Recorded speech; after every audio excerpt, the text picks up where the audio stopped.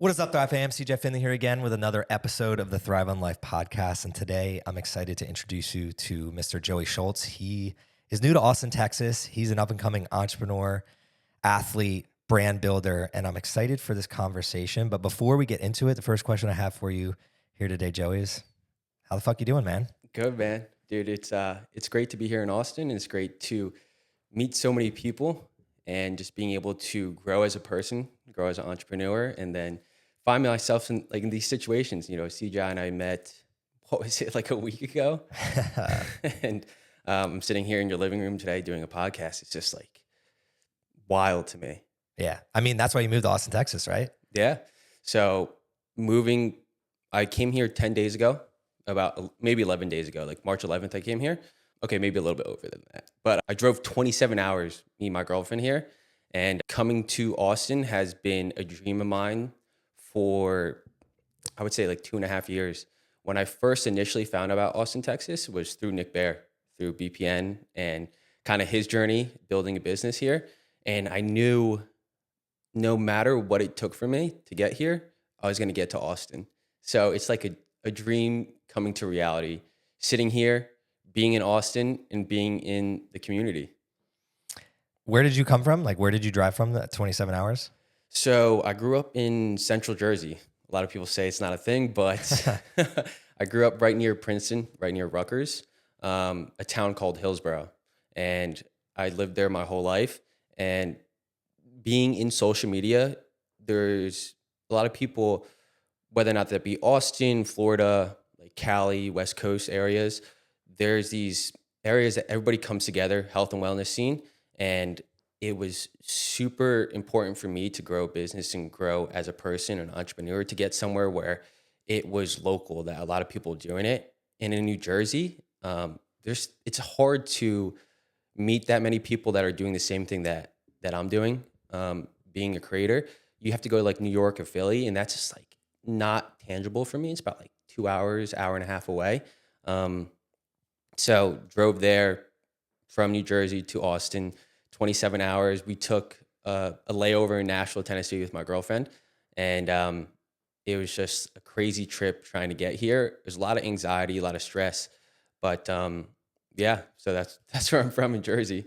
Well, I know that feeling. I grew up in Burlington Township, which I told you. So Yeah. that's like 25 minutes from the Princeton area. And I actually went to Rutgers. And it's interesting to me because like I have no understanding of what that area of the country is like now during like what I would call the social media boom and creative boom. When I was there, Instagram didn't have stories. It was literally just like posted a beer. I don't think TikTok existed. YouTube wasn't something that people aspired to be. Like nobody was, I'm going to be a YouTuber. It was just places where you dump videos. Yeah. So it's wild to think about how the world changes when new technology and tools come about. And for me, like Austin is one of the places I consider to be like the gold rush of creativity and entrepreneurship. And I love hearing about how other people have heard about it from other places. And it just so happens that I'm very familiar with where you were. What was the landscape around you in terms of people understanding why you were moving and what you were doing? Well, first off, I would think like the people close to me, my family, my friends, I think that they still don't understand why I moved here. It was like a really hard thing to present to my mom and my dad, and then also my girlfriend. Some of my close friends, they understand. They're kind of like in the game where they're in social media. They grew up with me in college, and they understand why I'm moving from that aspect. But my mom and my dad, they don't really understand like the social media scene where it's being as a content creator. Both of them are entrepreneurs, but they are from New Jersey. They never moved out of Jersey. They never explored the world. And at the end of the day, for me, I feel that if, I had to do something that was outside of my box to push myself to grow as a person. And at the end of the day, CJ, dude, if I don't like Austin, I can always go back to my hometown. I can always do something different. I can move some other place. And for them to understand that fact because they've never done it themselves, it's hard to conceptualize and visualize for themselves. So they kind of have to live through me as a person and as I do it as a young kid and see as a parent because I think it's as a parent, you never stop learning. Your kids are always teaching you new things. And me being a driven individual, trying to figure out what I want to do in my life, where I want to be, where I want to grow roots. And I think they're accepting it more and more as a parent.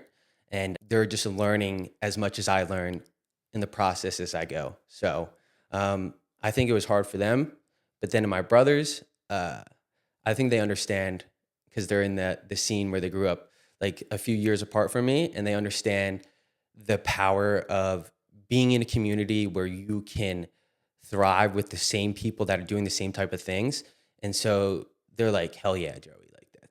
That's awesome, dude. And we'll support you in any which way that's possible. Come down and visit you or, maybe move out to Texas. But yeah. I love that. And I think that, thank you for sharing. I think it's a story that a lot of people, especially that have moved to Austin, understand. It's a city of transplants. And a lot of the people in our, I would say, silo, our little bubble, have moved here, and their family and their parents and the friends that they moved away from, it's difficult to describe what you're trying to do until years later when you can show. You essentially have a portfolio. And that was the same thing for me, especially like I was going down this other path. I got an engineering degree and started going the corporate path, and on paper was setting myself up for a great life, quote unquote. Yeah. And then like within 1 year, hard fucking pivot. And it was essentially like, what the hell are you doing? Because this was, I'm almost going on 10 years, and there was creator wasn't a word yet. Like, it wasn't a thing. Like you couldn't, and the influencer marketing was just starting to become a thing, but I saw it, and I was, especially with kind of my addiction to systems and like what I love to do most, which is scale things and put 1 quarter in, get 10 quarters out. Yeah. Like that's how I've always thought, whether it's like videos or like literally fitness, how to maximize speed, strength, how to get the most out of life. That's where Thrive on Life comes from. And it was so hard to describe that 10 years ago. And the funny thing is, though, people start to understand as soon as you start giving them free shit. Yeah. As soon as I started like sending different products to people, or they would come to my house, like literally some of my buddies would visit from elsewhere, and I would have stacks of clothes that were minimally worn, because I would just get different clothes from different brands. Huge. And I would just give them the clothes, and my brother and my parents, and even like we have Power Lift here. It's like my parents love Power Lift, and they started understanding as soon as like it was tangible to them. It was like, oh, you produce these things, or you help these brands, or you consult in this way, and then it helps them do ABC, and then this is the chain reaction of that. And they start to understand it, and then they start to understand me better. So the only reason I'm telling you that is like, as you get here and plant roots and you start to show what it is you're doing, it's much easier for somebody to conceptualize. And I want to flip that, because I feel like one of the things that I did in the past, which was like, I was like almost hurt by people that didn't understand. Man, if you came here and you work in some job and you expect me to understand, like I don't understand, like unless I actually physically see what you're doing on a daily basis. So that's where it's one of those things where we can't expect people to understand unless we are educating and showcasing like, hey, this is what I'm doing on a daily basis, and this is what I'm passionate about. And I'm very excited because you're in the best place in my eyes on earth to be doing that. So I'd love to jump into like really just how you came here with this dream in mind and with this idea of what you want your life to be. How has it been so far, just the first 2 weeks? It's been a crazy journey. I've met the first week of being in Texas, in Austin, I've met over 50 people from being run clubs to going to gyms that have people have similar interests. And in Jersey, most of the time that it would just be me. Like I would be filming content, I would be in my room grinding, editing, and maybe like 15 hours I would be of the day, I would just be alone. And coming here the first 10 days, I met people that I've wanted to meet for so long, guys like Matt Choi. He had a guy visit him named Johnny Davies. He's from London. And I was like, dude, I would not have the opportunity to meet somebody like Johnny and have the perspective where he tells me his stories of him traveling the world to Dubai, to India, to London, him running the length of the tube in London, and meeting all these types of people where they give me certain perspectives I wouldn't have in New Jersey. And it kind of solidifies why I should be here. You know, I think it's so important to network, to build a community, and in turn, that will lead to pretty much whatever you want to do, whether that be social media, that be business, that be opening up a certain store. As long as you are putting yourself in situations where you can make that happen, it's always going to be something that could be tangible for you. And that's what it's been like being in Austin for the first 2 weeks. And yeah, I love it so far. What has been a pain point? Because like it's easy to paint a picture of like, yeah, I moved to a new place and it's great and I'm meeting all these new people, but there is some trials and tribulations that come along with that, Yeah. especially in the very beginning. So what are some of the fears that you've had? Maybe some of the things that on social media you don't share about moving to a new place where you really just don't know, you don't truly know anybody. You're meeting a lot of people, but you don't truly know people. So run us through like what you're thinking about and some of the things that you might have been struggling with leading up to the trip out here, and then also the first month here. So I think mentally, I've actually have been struggling since moving here. It's been moving away from family, friends, where it's so accessible to talk to people that you grew up with. It's super lonely and isolating moving to a brand new city where I'm no longer a car ride away from people. I'm no longer 30 minutes down the street, 10 minutes down the street from people I grew up with, from my mom and my dad. I'm 27 hours away, or I'm a plane ride away. That's not as accessible as driving. And it kind of hit me where I'm sitting in my own apartment and it's just me. And I think I had to come to terms with, okay, this is my life now. How can I have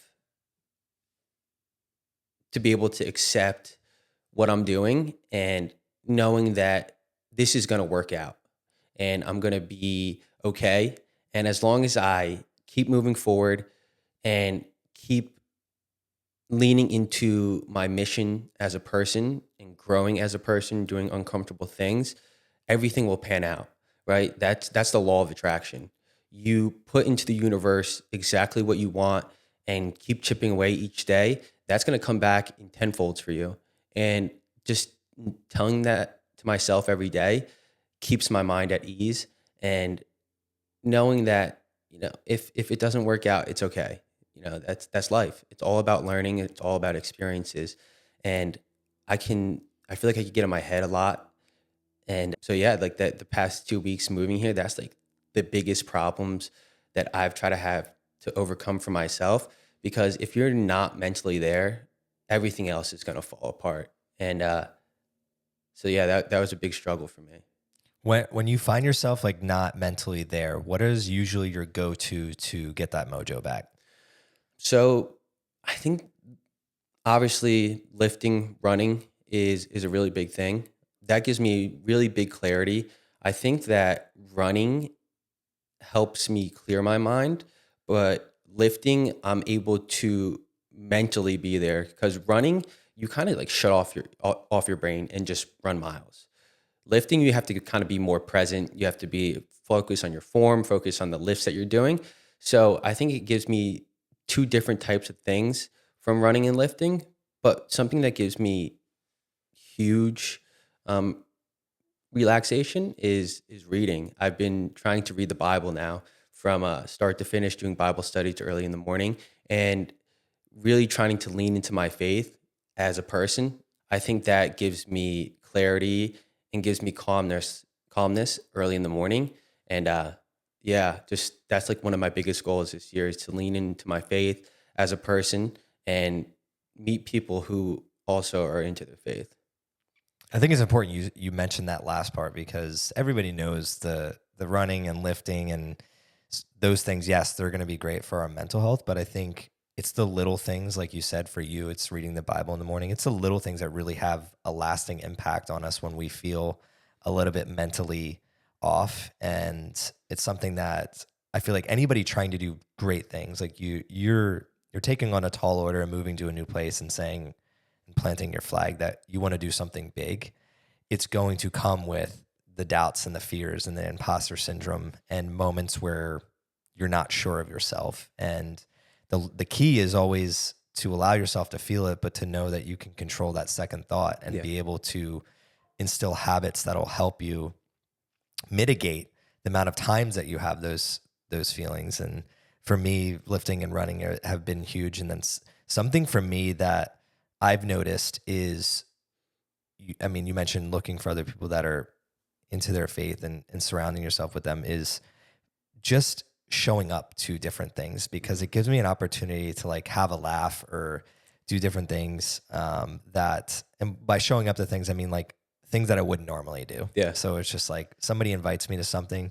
Normally I'd say before a child, I was showing up to a lot more, but speaking as somebody like yourself who is new to a city, don't find yourself getting so ingrained in the business side where it's like the lifting and the running and whatever. It's like you mentioned the faith group is like, find a group like that where there's no, I think, expectation. Yes. I think that's another thing that the tough part about being a creator is turning off. Like somebody that has a job, a 9 to 5, generally can turn off. Yes, they get pinged with emails and other stuff, but when you're in our space, the internal pressure to always feel like you should be producing is there, and rather than just being here.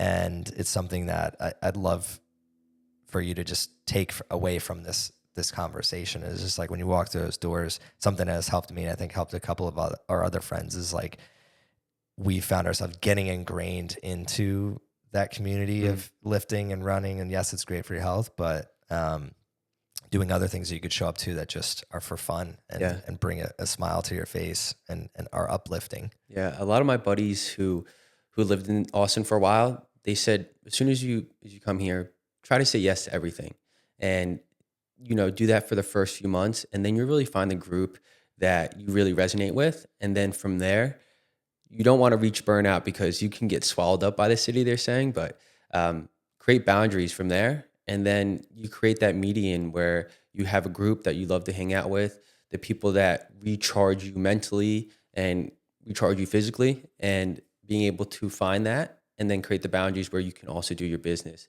and making sure that you are mentally aware and present.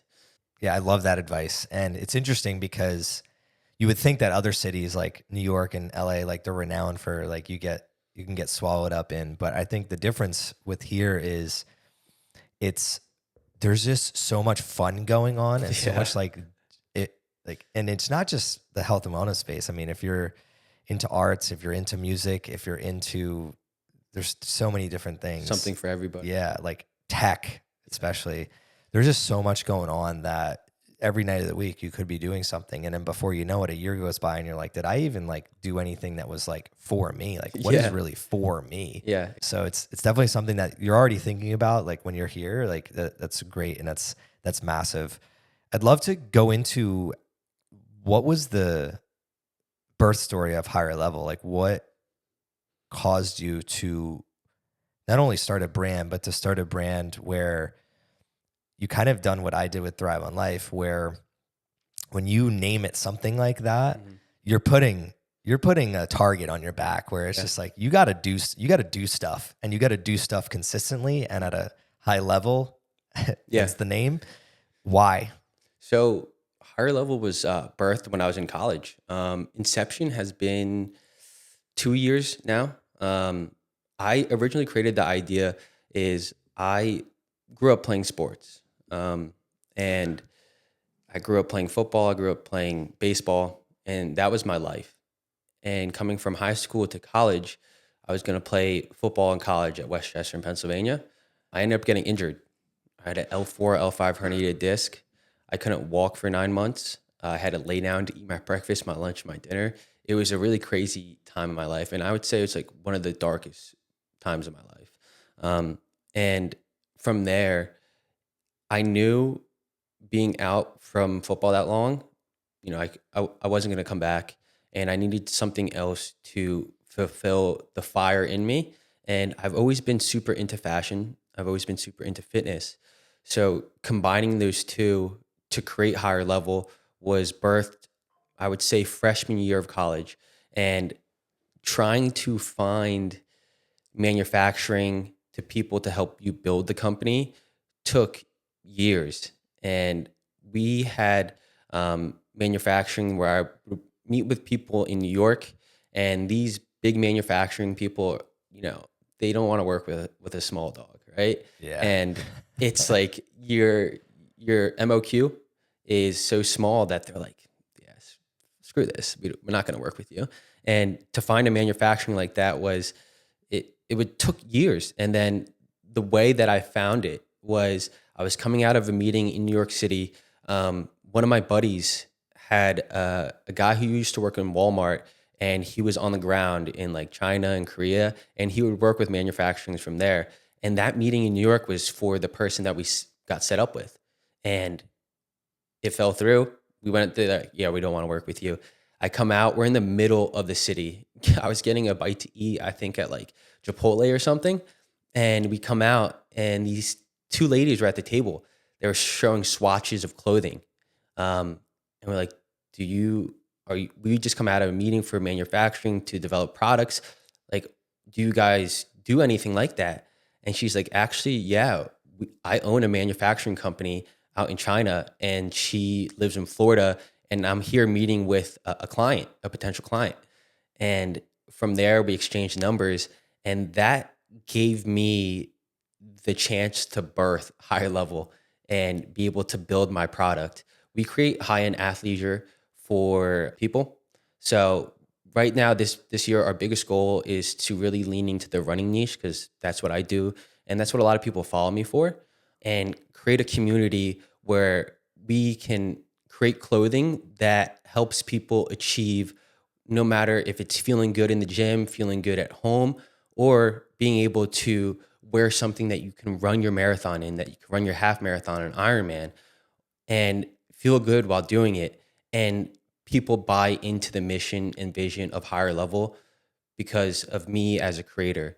And since 2 years starting this company, it's been a wild journey trying to scale and build as a small company. And that's like one of the main reasons why I moved to Austin, is to run activations, is to meet people who are doing the same thing, so I can learn the ins and outs of growing a business. I'm going to be completely honest. I'm not very business savvy, but I have the creative vision. I have the direction where I know where I want this company to go. It's just building stuff on the back end to help it grow. And yeah, so it's been 2 years, and then we started releasing stuff a year ago, and it's been an up and down journey developing products, R&D. I mean, you followed the number one rule. I know you said you weren't business savvy, but you follow the number one rule in business is like, go to where your customers are. Yeah. So if you're talking about go to a place where you're going to attract more customers. So moving from where you were to here was like the very first step. And then the other part of that is team. And I know that that is just like being around people that could be a part of your team. Like, if you're not in an environment that helps you do that, whether digitally or in person, you have to be there. And I love that story you told. You met our buddy Yash. He loves serendipity. You need to tell him that story, because that's like such a serendipitous story where you're just like, man, I've been there so many times where you're just like, It's like you're clawing away and you just like can't see it, Yes. what you're trying to do. And then out of Yeah, just in the middle of literally New York. nowhere. Because we got denied from, I would say, like 5 manufacturers before we met this lady.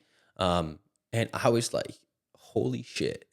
What are Like, the odds? yeah, just getting denied and then meeting this lady. And she only works with really large companies as well. But she's like, it was just serendipity that you met me. Energy. Yeah. And she was Yeah. like, that's why we took a chance on you. And they specialize in athleisure, and they specialize in creating fabrics that athletes use. So it was just like a perfect moment where like God was like speaking to me. I was like, let's do this. And it took 3 years for that moment to happen. And If so, like you mentioned some of the things that you're working on now. yeah, Like if all goes well over the next 6 months, Mhm. and we were to have this conversation 6 months from now, what would it look like both from like the athleisure standpoint and then the activation standpoint? yeah. Right now we're in the R&D of building running clothing. So we're in the R&D of building half tights. We are building cutoffs, singlets, and being able to really activate the community where people can use them for marathon running, half marathon running, and get into that space and create, I guess you could say, like a cult following in running. And I think 6 months from now, where we can run activations in each major marathon or get into larger marathons where we have a booth, we're selling our clothing there, and we can run like shakeout runs there and start hiring internally with athletes and people building the back end. And I think from there, that 6 month goal is super important for not only the growth of higher level, but being me growing as a person, because it's honestly, it's just me right now in higher level. So being able to expand the team in the 6 month time is super important for me. And I'm just trying to figure out how to do that and how to do that in the right way where, we're not draining money and bringing people into the team. It's super important that they are into your mission, into your vision, because if not, people are there just for a dollar sign. They are a cancer to the company. Because I originally came into higher level with a partner, and I ended up having to buy him out because he didn't see the vision of where higher level was going as a company. And this stuff is not overnight successes. It takes years to build companies. Like, look at Nick Barrett, dude. He's been in business for 12 years, and I think he got a little bit of wet feet. And I was like, dude, this kid. Have you ever heard of the? So, I've said this on the podcast before, but like, it takes paying tuition. You have to pay tuition. Business. Most people don't understand that. Yeah. It's just like college. Like you go to school for college, and most people spend 4 or 5 years and $100,000, and they don't expect anything afterwards except for an opportunity. Yeah. You don't have a job after you spent the $100,000 and after you spent the 4 or 5 years. There's no guarantee after that, but they do it in the blink of an eye, and society tells you. Yeah. But if you do that in business, the funny thing is like, man, everybody, like if you're pretty sharp and you work hard and you're good at like connecting with other people, within like 2 or 3 or 4 years, you tend to start figuring business out. But then it's like the real game of business in my eyes is like, once you're 5 years in and you've like kind of figured it out, well, now it's like time to actually start doing stuff. Yeah, exactly. And like, that's when the clock starts. Yeah. But most people never get to that 5 year, 6 year mark where the clock starts. Yeah. To give themselves. And then the other thing about business is like, and this is why I love it, is it's like I'm assuming your first business, like first real go at it. Dude, you're going to learn so much with this first one that your real successes, you can't even see yet because they're probably not higher level. They're probably like some type of product you thought of that you integrate into higher level, or another business you start with someone else 10 years from now because you learned so much from higher level. That's how most cases are. But we never give ourselves a shot to do that. And you're hitting the nail on the head. Once the cancer is there, it's tough to get rid of. So the faster that you can, the way to like, it's just like actual health. It's the longer you delay cancer, the longer you're going to live. The longer you delay disease, the longer you're going to live. So it's kudos to you for seeing that right away. And then it's better to, I forget what the saying is, but it's better to like be on a ship alone than, I forget what it is. It's better to be alone than with the people that don't want to be there in the first place. So Yeah. It just destroys companies. And it's, I just knew that if he wasn't the person I created the company with doesn't want to do it, this was the inception of my business that I created in college. So I guess he was just like a silent investor from there at that point. But yeah, it's always something to learn and develop as a person, and being, a CEO of a company.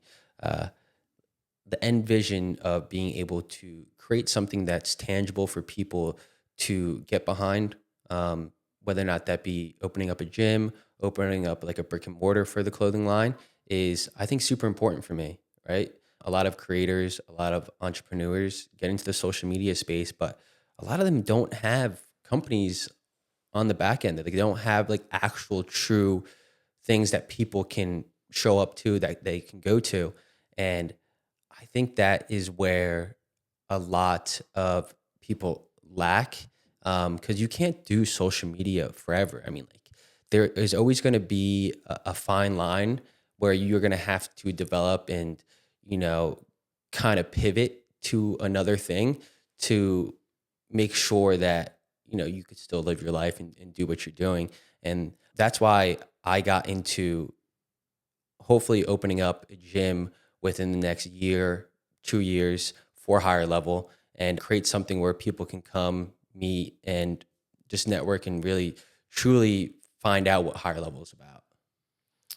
what does that gym atmosphere look like in terms of what you're trying to build? Because you mentioned your target is runners Yeah.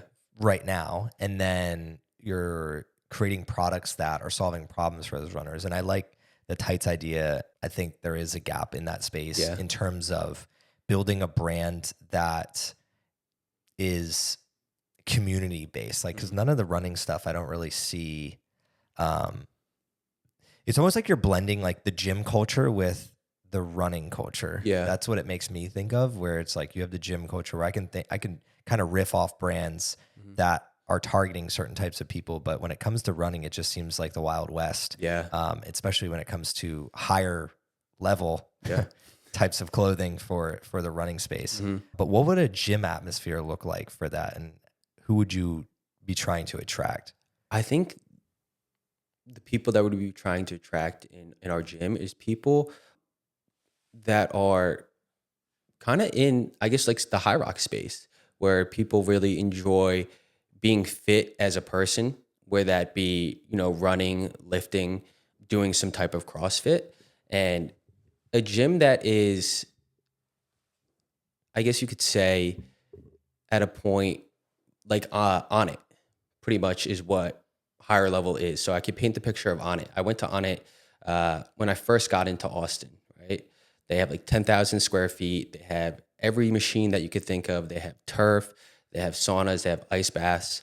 Being able to create a community where they are to come for run clubs, they can come for coaching for CrossFit, they can come for coaching for bodybuilding, and really lean into that space of being a functional fitness person.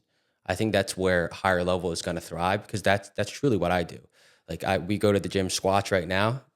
We go there. There's shirtless dudes, there's shoeless dudes. Everybody's into functional fitness, and I think it creates that cool like utopia where this is something you're not going to get at a lot of gyms, and I think that's where I want to lean into.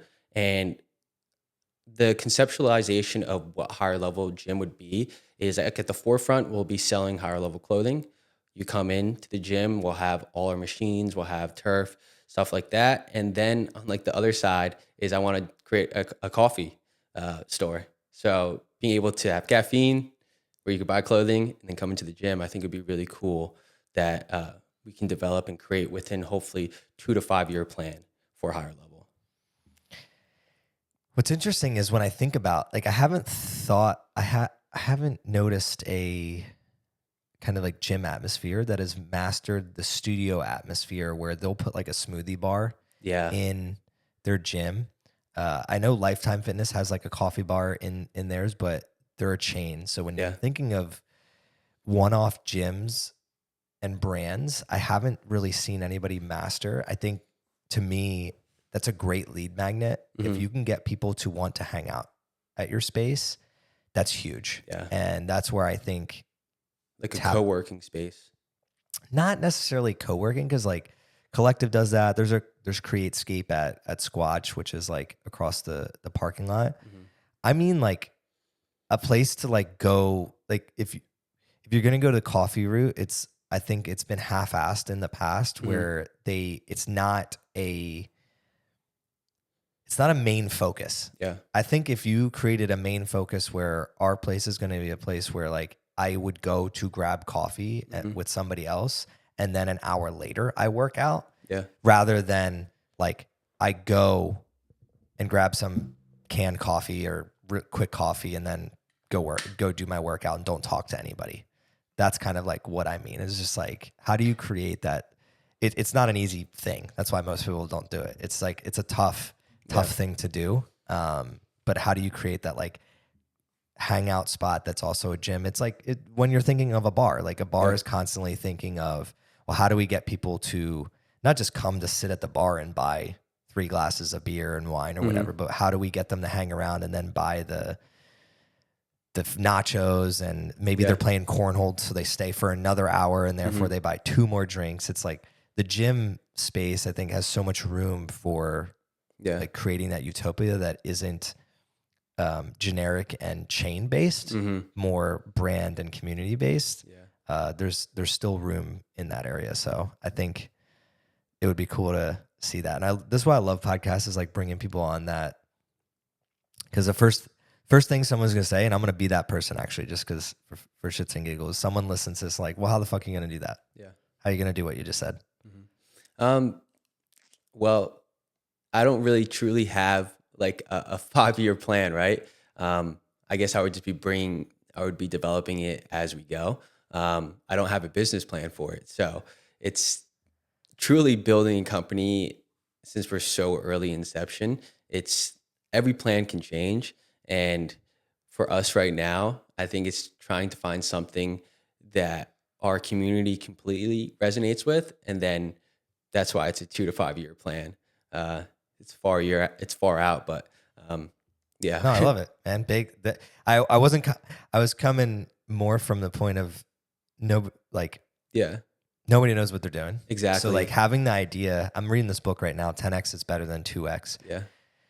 And the main theme of the book is just like, most people are thinking 2X, therefore they do 2X action. So like a good example would be, let's see, I was talking to you about one of the things that I want to build with my wife, where we want to help pregnant women and new moms with their fitness, their nutrition, their mindset. And we're working on both the business plan for that long term, and then also the initial product, and then how are we going to drive traffic to that initial product. And what I was talking to her about is like the difference between 2X and 10X is like 2X is, okay, we know we need to post on social media. We need to post on Instagram. We need to post on TikTok. Maybe we make some YouTube videos. We record some podcasts. So that's 2X. 10X thinking is like, well, there's already brands out there, Women's Health, Goop, whatever, that have hundreds of thousands of women following them. Then what are the newsletters out there, or mommy bloggers out there that already have the audience? Yeah. And then what value could we provide them so that we could collaborate and they would post our product to their newsletter of 50,000 moms? What does that look like?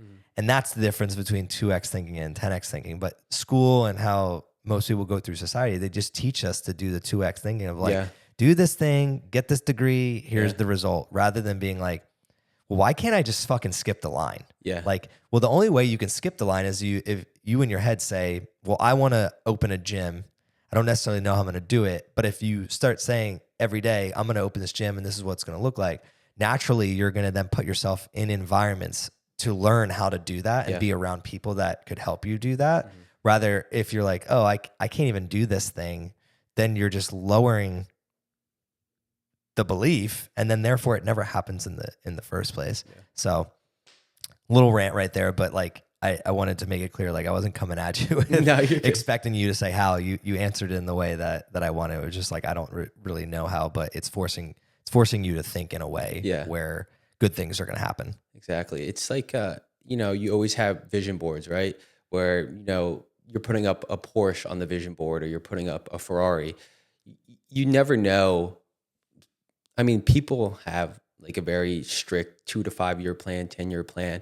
But when people put these really big, ambitious goals, a lot of people in these spaces are just shooting in the dark, right? They're seeing what sticks, what doesn't stick. And then they find out, like you said, and works from there, and they can, work backwards from it. And then they'll find out how they can get the Porsche, how they can get the Ferrari, or build a gym. It's all about, the entrepreneur process and building as a person, as a CEO of a company. It's not an easy thing to do.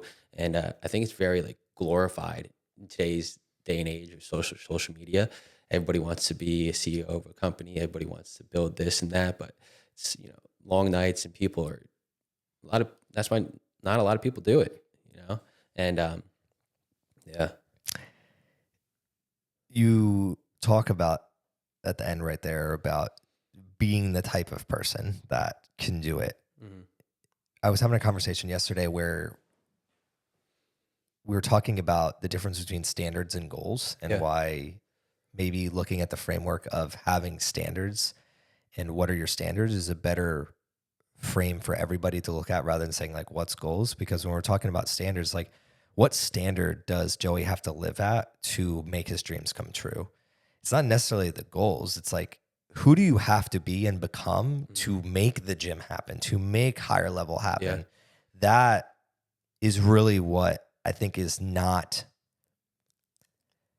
shown and perceived well through social media. Mm-hmm. It's very hard to get people. I mean, this is why so many people still come at Nick Bare. Like it's so hard. Like he can only say, I wake up early, I do the hard things every day so many times, and people still are looking for a corner of like, well, how is he doing this? It's like, no, you set a standard of yourself every day. You wake up and you either do or you don't hit that standard. Yeah. And if you hit that standard over 1,000 days, over 10,000 days, over 20,000 days, you're probably going to hit a lot of fucking goals. Yeah, compounded consistency right there. Yeah. Just showing up for yourself and showing up. And that's why mission is so important, for knowing why you are doing a certain something.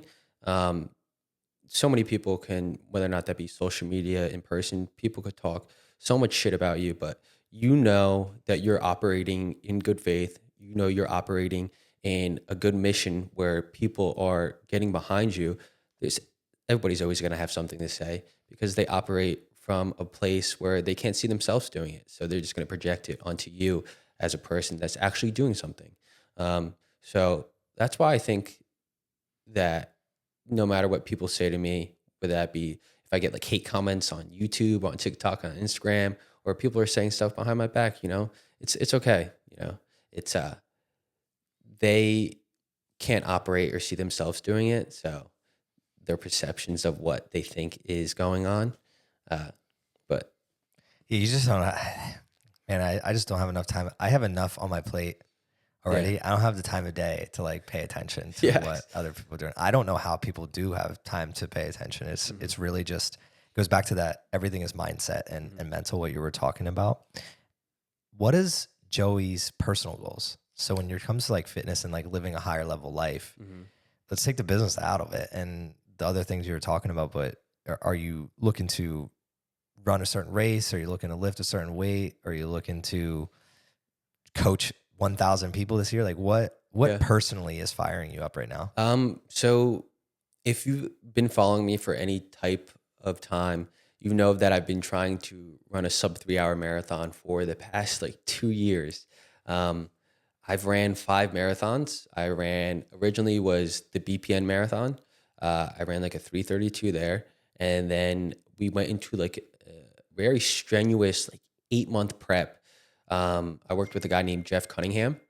We prepped for Indianapolis and we came to race day. It was super windy, super rainy. On the back end of the race, I ended up running a 3:07. And then a few months later, I ran Houston, and Houston ended up being one of the hottest starts in like the past 5 to 8 years. And then I ran a 302 there. And then another month later, I ran a 307 in Jersey City. So it was like insane preps back to back. And that is something that's really been in my head for a long time because I've been riddled with kind of injuries in my foot, my IT band. And I'm just trying to get back to where I can actually do a full prep without having any discomfort or carrying a lot of injuries from my past preps because I think it fried my CNS, my central nervous system, and I just can't hold mileage the way I could for Jersey City or Houston. I was running Jersey City prep. I was running like 70 miles a week. My easy mileage was 11 miles a day. So that's something that's been in my head for a really long time. And I think I'm going to be running Chicago this year. And that's where we're going to be breaking sub 3. And then from there, like physical goals, I want to be going into the ultra space. I've never done it before. I'll probably do a 50 miler, then a 100 miler. And then if my body can handle it, we'll go into an Ironman prep. But that's all if I can stay. Not if. You'll figure it out. Yeah. When? Be injury free. That's the biggest thing for me. And doing all these types of preps, I think the biggest goal for me is to stay in a mental headspace where I know who I am as a person and not let like imposter syndrome kind of like fuck with me, and just showing up for myself and knowing that I can do the things that I'm saying that I'm doing. Because like you said, it's a tall task. And so that's something that fires me up a lot for this year.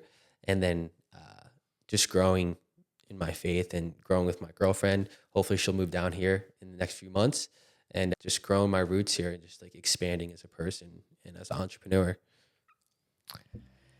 We're getting close to the point of wrapping up here, and at the end of every episode, like towards the end of every episode, I give just the opportunity to let you kind of just like free willy talk about like who would be perfect business partner, who would be your best customer, some of the things you're doing, like literally whatever direction you want to take it in, and like talk about of what you're doing, what you're up to, the run clubs, and really just give you a space to like self-promote. And then that way at the other end, if somebody else is interested in this, they can connect with you. So wherever you want to take this, feel free.